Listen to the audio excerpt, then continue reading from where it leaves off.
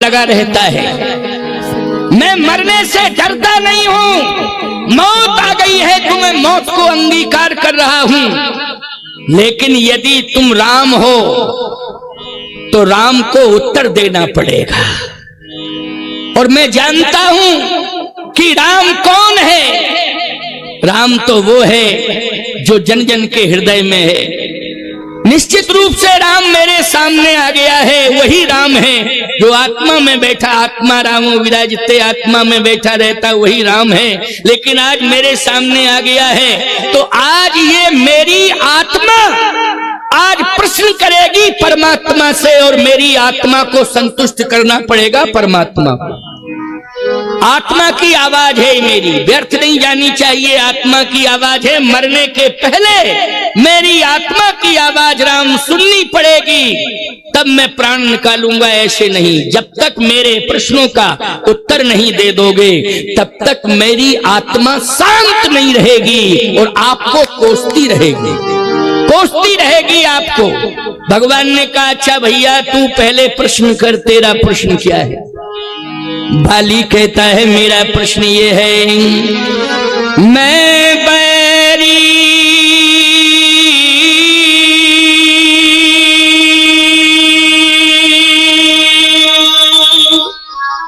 सुग्रीव प्यारा,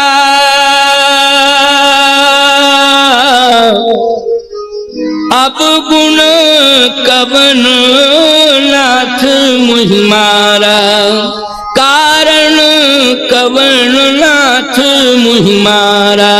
कौन सा ऐसा अवगुण है, कौन सा ऐसा कारण है जो आपने मुझे आज बाण मारा है?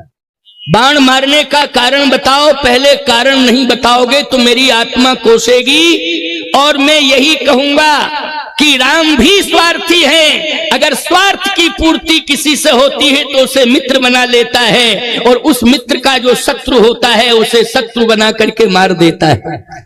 राम तो राम ही है, राम का न कोई शत्रु है, राम का न कोई मित्र है, राम तो राम है। भगवान ने कहा, ऐसी बात मत बोल, राम का वही शत्रु है जिसकी दृष्टि में दोष है, जो आचरणहीन हो गया है वही राम का शत्रु है। बोलो, यहीं से प्रवचन प्रारंभ किया था ना मैंने कि जिसकी दृष्टि में दोष है वो राम का शत्रु है, जो आचरणहीन है वो राम का शत्रु है। आचारहीनम न पुनन्ति वेदः, आचारहीन मनुष्य को वेद भगवान स्वीकार नहीं करते हैं। इसलिए आचरण को सुधारना होगा।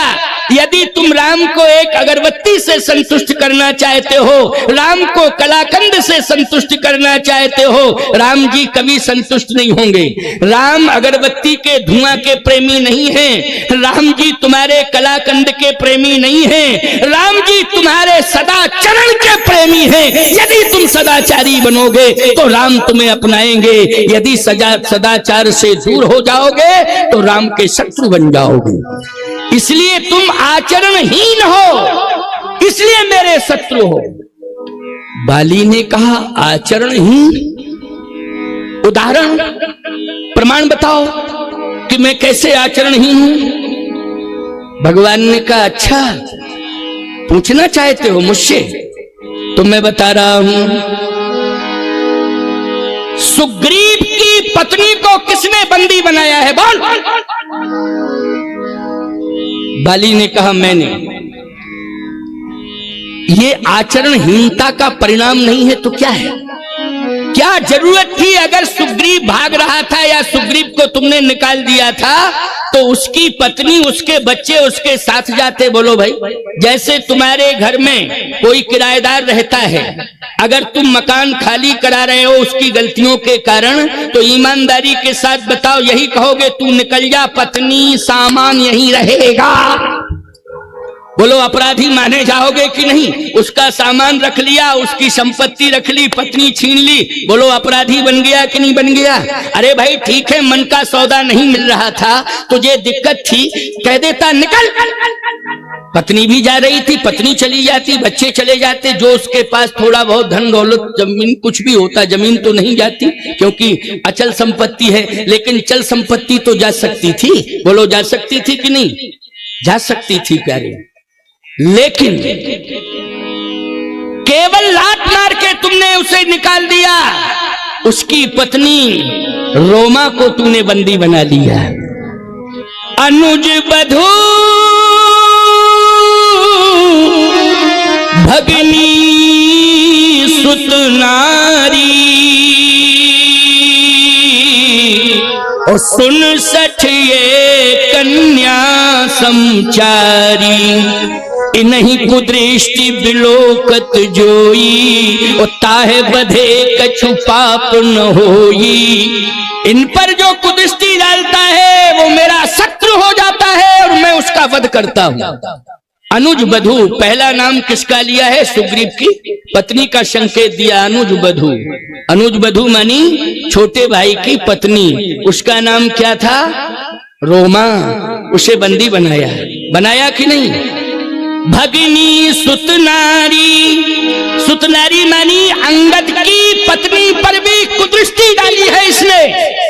एक बात कान खोल करके सुन लेना, यदि तुम अपने पापों को गांव, समाज, दुनिया में छिपाते हो या अपने प्रभाव के कारण दबाते हो, ये दुनिया में चल जाएगा, लेकिन परमात्मा की दृष्टि में तुम अपराधी बन जाओगे। क्योंकि दुनिया से छिपा सकते हो, प्रभाव में दबा सकते हो, लेकिन परमात्मा सब जगह है, वो देख रहा है तुम क्या कर रहे हो, क्या नहीं कर रहे हो। बोलो, जानता है परमात्मा की नहीं? इसलिए ईश्वर की सत्ता से डरना चाहिए और गलत काम से दूरियां बनाना चाहिए, और कोशिश करो कि हमसे कोई गलत काम ना हो। यदि बन सके तो हमारे हाथों से अच्छा ही काम हो।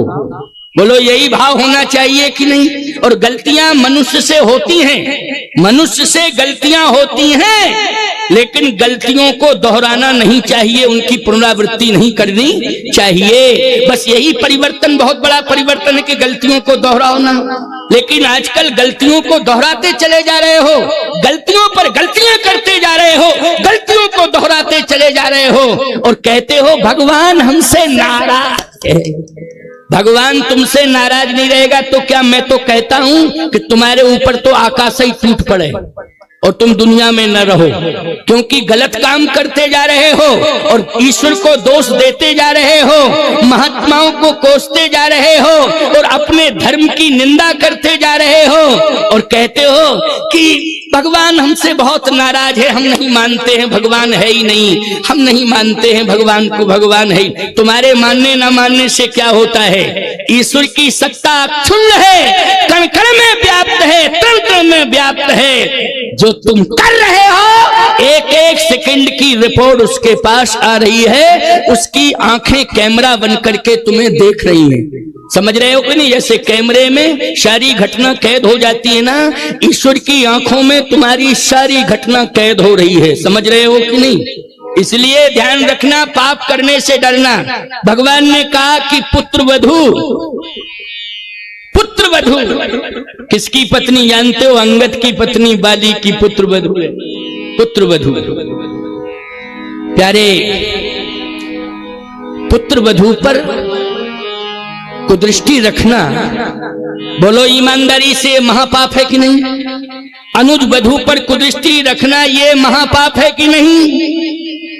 भगनी मानी बहन, भगनी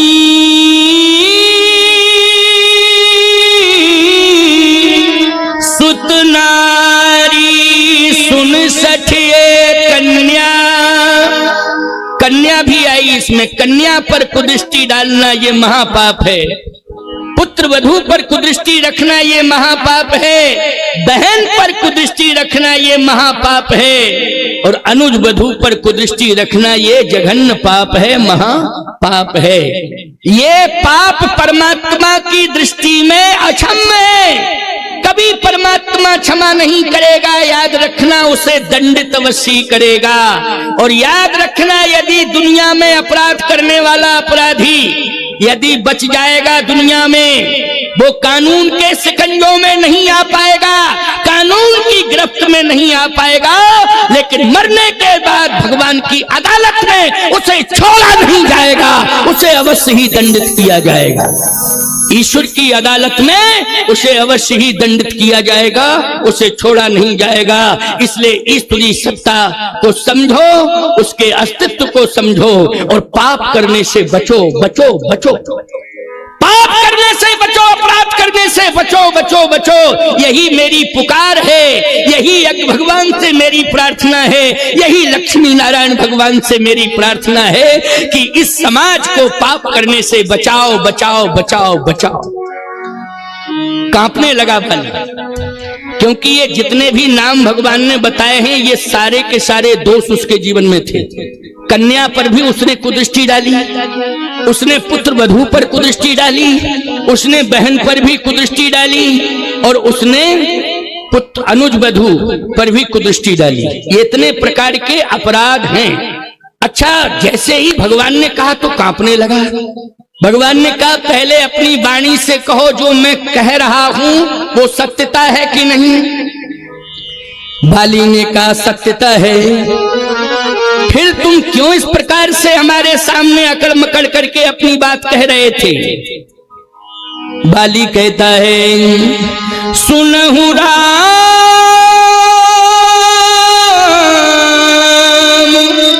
स्वामी सन चलन चातुरी मोर। मैं पहले चतुरता कर रहा था लेकिन आज पता लग गया कि मेरी चतुरता चलने वाली नहीं है। मैं आपके सामने चतुरता दिखा रहा था, चतुराई दिखा रहा था, लेकिन आज मैं महसूस कर रहा हूं कि आपके सामने मेरी चतुरता चलने वाली नहीं है। भगवान के सामने चतुराई नहीं चलती है प्यारे। भगवान भगवान होते हैं, इसलिए ना तो ठकुराई दिखाना भगवान के सामने और ना चतुराई दिखाना भगवान के सामने। भगवान के सामने तो शरणापन्न हो जाना और गलतियां हो तो उन गलतियों को निछावर कर देना प्यारे, गलतियों को निछावर कर देना। इसलिए ठकुराई और चतुराई भगवान के सामने किसी की नहीं चलती है। आइए, दिगंबर जी आ रहे हैं हमारे। देखो आज तो संतों का दिव्य दर्शन हो रहा है और ये आज संत सम्मेलन हो गया। क्या हो गया? संत सम्मेलन। इसलिए संतों का दर्शन शनै शनै होता जा रहा है। हमारे रामानंद संप्रदाय के बड़े सुंदर दिव्य संत दिगंबर जी बैठी बैठी। वाह, आपका जैसा दुर्दांत राक्षस जो है आज उसका अंत हो जाए और इस कथा को सुनने के बाद आपके जीवन में पूर्णता आ जावे।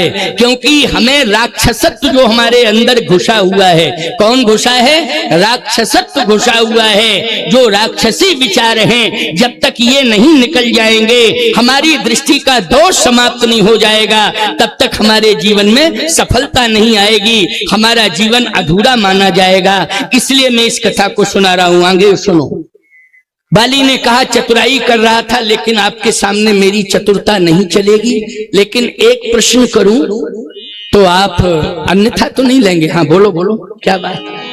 आप कह रहे हैं कि अनुज वधू पर कुदृष्टि है, कन्या पर कुदृष्टि है, बहन पर कुदृष्टि है, पुत्र वधू पर कुदृष्टि है, लेकिन आपने अपनी दृष्टि से ये नहीं देखा कि मैं पशु हूं। और पशु ना बहन को मानता है, ना बेटी को मानता है, पशु ना माँ को मानता है। बोलो कोई संबंध मानता है पशु? तुम लोग तो किसान हो, तुम्हारे घर में 10-20 पशु होंगे, एक एक घर में 10-10, 5-5, 15। क्यों भाई? निश्चित होंगे। दूध वाले जानवर तो रखते ही हो ना, भले गाय नहीं रखते हो, लेकिन एक काला काला जानवर होता है जो 10 लीटर दूध देता है, उसको जरूर तुम रखते हो। जानते हो कि नहीं? समझ रहे हो कि नहीं समझ रहे हो? उसका नाम मंच से लिया जाए तो हमारी जिह्वा ही बर्बाद हो जाएगी, क्या फायदा है? क्यों भाई, है ना? इसलिए ऐसे तो 10, 5, 15 जानवर तुम्हारे घर में रहते हैं, लेकिन ईमानदारी के साथ बताना, क्या उस पशु कीड़ा को तुम देखते हो तो निश्चित रूप से देख करके यही कहते हो ना ये पशु है? क्या कहते हो? ये तो पशु है। इसलिए पशु पक्षियों पर विचार नहीं करना चाहिए। तो बाली ने कहा कि मैं पशु हूं और पावर पशु हूं, इसलिए पशु ना बहन पर विचार करता है, ना मां पर विचार करता है, है, न बेटी पर विचार करता है, क्योंकि पशु संस्कृति का ये प्रभाव होता है। इसलिए मैं पशु हूं। आप मेरे दोषों को क्यों गिना रहे हैं, क्यों मुझे बता रहे हैं? क्योंकि मैं तो पशु हूं। भगवान ने कहा याद रखना, तू पशु नहीं है, पशु का चोला पहने हुए है। समझ गए हो कि नहीं? तू पशु नहीं है, लेकिन पशु का चोला पहने हुए है। केवल पशु की आकृति तेरी है, तू पशु नहीं है। भले ही तू कह दे कि मैं पशु हूं, क्योंकि पशु जो है धर्म की व्याख्या नहीं करता है। बोलो भाई, पशु क्या धर्म की व्याख्या करता है? नहीं करता है। पशु क्या जाने धर्म है, क्या जाने अधर्म है। गोस्वामी जी कहते हैं ये पशु का चोला पहने हुए है। भगवान ने कहा तू धर्म की व्याख्या कर रहा है। और धर्म की व्याख्या में जानते हो क्या कहा है बाली ने? धर्म हेतु अवतरे गुसाई। आपका अवतार धर्म की रक्षा के लिए हुआ है। परित्राणाय साधूनाम विनाशाय च दुष्कृताम धर्म संस्थापनार्थाय संभवामि इवे युगे। आपकी स्थिति धर्म के स्थापन के लिए इस धरती पर आई है, जुड़ी है धरती से। और आप संतों को धर्म की पताका पकड़ाने के लिए आए हैं, राक्षसों का संहार करने आए हैं। तो आप धर्म के लिए आए, धर्म हेतु अवतरे गुसाई। तो भगवान ने कहा कि जो धर्म की व्याख्या कर सकता है वो कैसे पशु है? इसका मतलब है जो धर्म जानता है वो अधर्म भी जानता है, जो अधर्म जानता है वो धर्म भी जानता है। तू धर्म को जानता है, अधर्म को भी जानता है। दुर्योधन धर्म भी जानता था, अधर्म भी जानता था, लेकिन कहता यही था कि मेरे हृदय में कोई ऐसी ताकत बैठी है, वो जैसा नियोजित करती है वैसा करने के लिए मैं विवश हो जाता हूं। इसका मतलब यह है कि धर्म भी जानता है दुर्योधन, और अधर्म भी जानता है। बाली धर्म भी जानता है और अधर्म भी जानता है। धर्म अधर्म। भगवान ने कहा जब तू जानता है तो ये क्यों कह रहा है कि पशु संस्कृति में बहन भाई, बहन माँ बेटी, इन पर विचार नहीं किया जाता है? बाली चरणों में गिर पड़ा, कहता है कि प्रभु ये सत्य है कि मेरे जीवन में दोष आ गए हैं और मैं अपने दोषों को स्वीकार करता हूं। भगवान ने कहा कि अगर दोषों को तुम स्वीकार कर रहे हो तो चाहते क्या हो? बाली ने कहा मैं यही चाहता हूं कि मेरे जीवन में जो दोष आए हैं, आज मैं संकल्प लेता हूं कि उन दोषों की मैं पुनरावृत्ति कभी करूंगा नहीं। भगवान ने कहा अगर तुम दोषों की पुनरावृत्ति नहीं करोगे तो आज मैं तुम्हें सजाए माफ कर रहा हूं। अभी मौत दे रहा था, अब मैं तुम्हें बरी कर रहा हूं, सजाए माफ। सुग्रीव ने कहा कि यदि आप सजाए माफ कर दोगे तो मेरा क्या होगा? भगवान ने कहा कि पंपापुर का राजा बाली ही रहेगा, लेकिन अगर तुम राज्य के भूखे हो तो जाओ, मैं वचन देता हूं कि पंपापुर का राजा बाली रहेगा और मैं अयोध्या का राजा तुम्हें बनाऊंगा। सुग्रीव तुम चिंता मत करो, अयोध्या के राजा बनोगे तुम, मैं वचन देता हूं।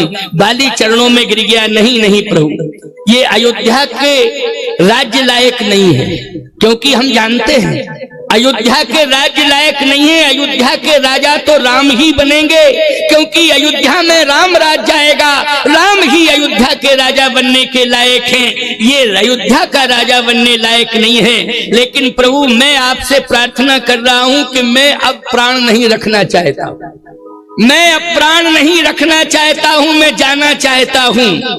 भगवान ने कहा तो प्राण नहीं रखना चाहते हो, जाना चाहते हो तो जाओ, मैं तुम्हें अपना धाम दे रहा हूं। बाली ने कहा नहीं, मैंने इतने सत्कर्म नहीं किए हैं कि आपका धाम मुझे मिलना चाहिए।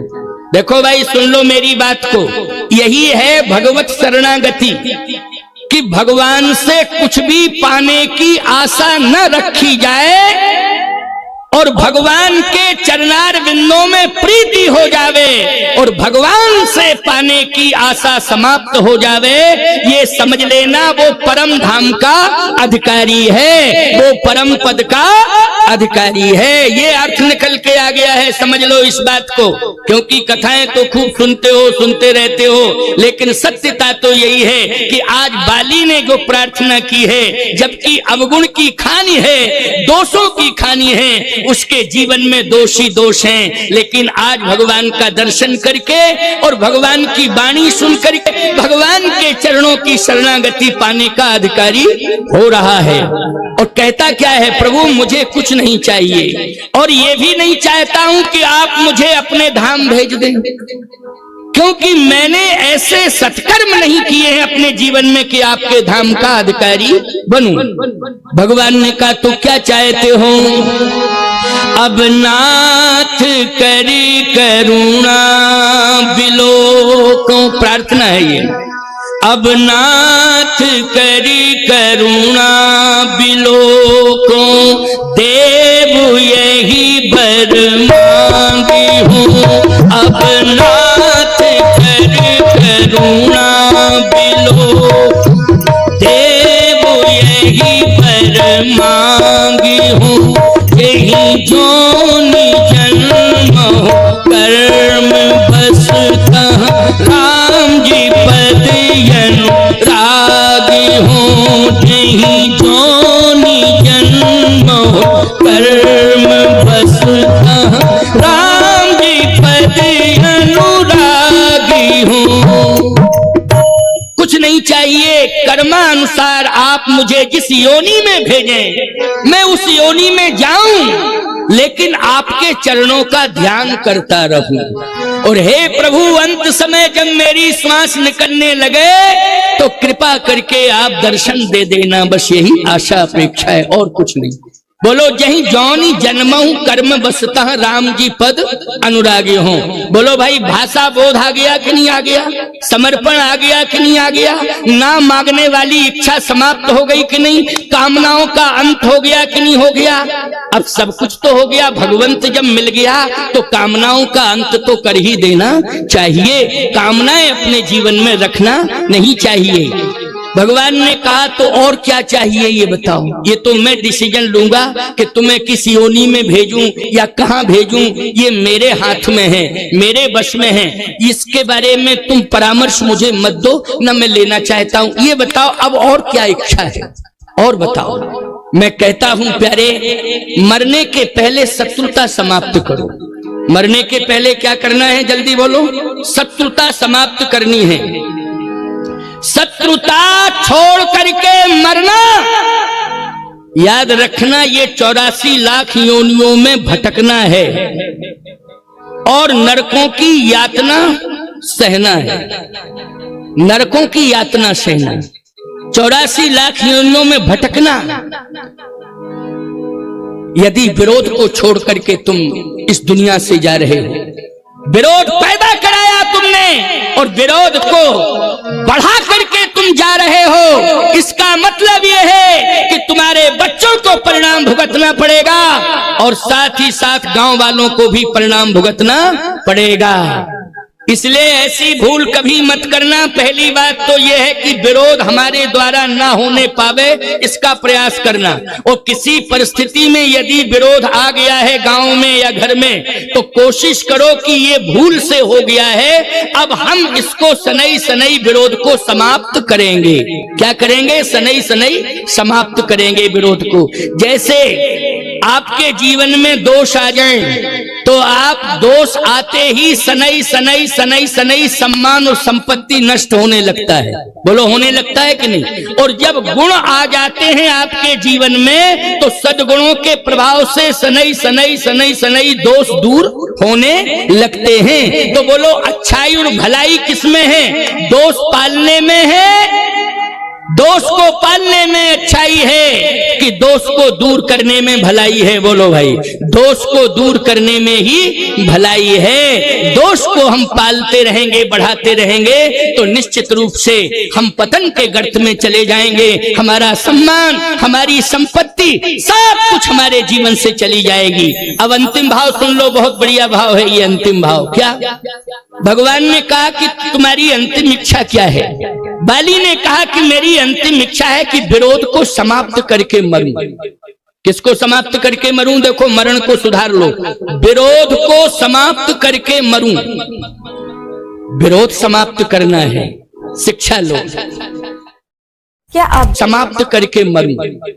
किसको समाप्त करके मरूं? देखो, मरण को सुधार, विरोध समाप्त करना है, शिक्षा लो। भगवान ने कहा विरोध समाप्त कैसे माना जाएगा? बाली ने कहा कि आज सारी दुनिया जान रही है कि सुग्रीव में और बाली में विरोध है। बोलो भाई, सारी दुनिया जान रही है कि नहीं? अब सारी दुनिया ये समझ जाए कि मरने के पहले बाली और सुग्रीव का विरोध समाप्त हो गया। तो भगवान ने कहा इसके लिए मैं क्या करूं? ये तो तुम दोनों भाई भाई समझ सकते हो, मैं क्या करूं इसके लिए? बाली ने कहा कि आप इतनी कृपा करो कि मुझसे दूरियां बना चुका है मेरा छोटा भाई बाली, बस एक बार मेरे हृदय से लग जाए और मैं हृदय से लगा के ये कह दूं कि भाई हमारा तुम्हारा विरोध समाप्त है, और पंपापुर के लोगों को बता दूं कि विरोध मत मानना, क्योंकि मैं आदेश देकर के जा रहा हूं कि सुग्रीव से विरोध मत मानना। नहीं तो सिंपैथी में लोग नारेबाजी विरोध में लगाने लगते हैं। बोलो, लगाने लगते हैं कि नहीं? सिंपैथी में लोग ना जान करवा दो, क्योंकि हम जानते हैं कि अगर हृदय से लगेंगे तो इतनी ताकत है भुजाओं में कि ऐसा मसराम राम करते हैं। क्यों भाई, ये परंपरा रही कि नहीं रही? जल्दी बोलो। और आज निर्वाहन हो रहा है कि नहीं? हृदय से लगो, मैं खड़ा हूं ना, हृदय से लगो। डर रहा है, डर के मारे जा रहा है, कांप रहा है शरीर, और जैसे ही बाली के सामने पहुंचा, लंबी भुजाएं जैसे बाली ने बढ़ाई, कहा मेरे भाई आ, तुझे आज मैं हृदय से लगा लूं और विरोध समाप्त करके अंतिम श्वास लूं। तुझे हृदय से लगा के, आंखों से आंसुओं की धार। सुग्रीव डर रहा है, लेकिन बाली रो रहा है। दृश्य देखो, ये किष्किंधा का है। ये कहां का दृश्य है? बोलो, किसके